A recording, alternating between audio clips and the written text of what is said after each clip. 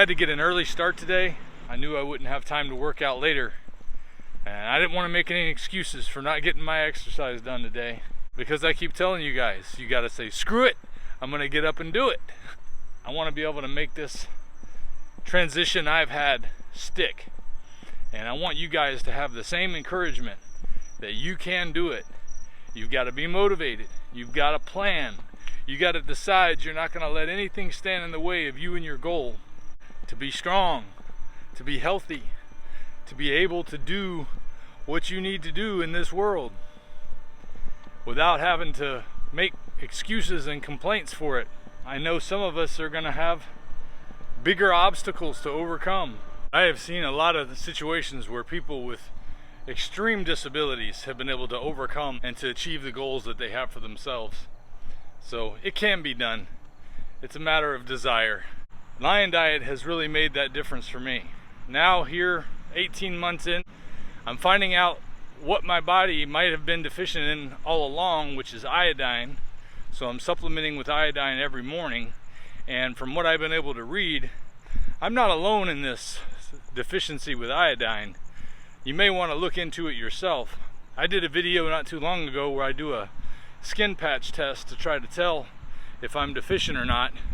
And some people say that that's not a very accurate test. There is a type of test where, I forget what they call it, but you take a 50 milligram pill of iodine and then within 24 hours you do a urine test, and they want to see how much of it made it through your body, and it should be about 90%. So it's the same concept as the patch test, is it wants to see how much iodine your body soaked up from that large pill, because 50 milligrams is a pretty good sized dose, considering the recommended daily allowance is like 150 micrograms.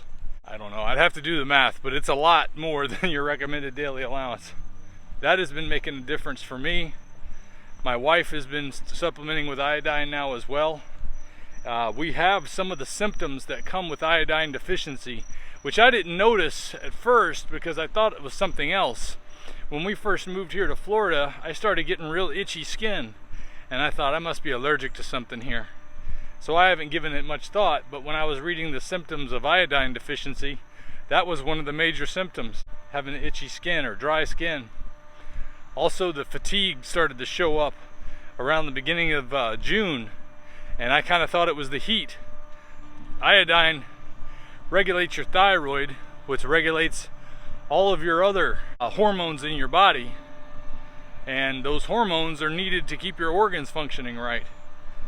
So if you haven't had yourself checked for iodine, I would encourage you to look into it.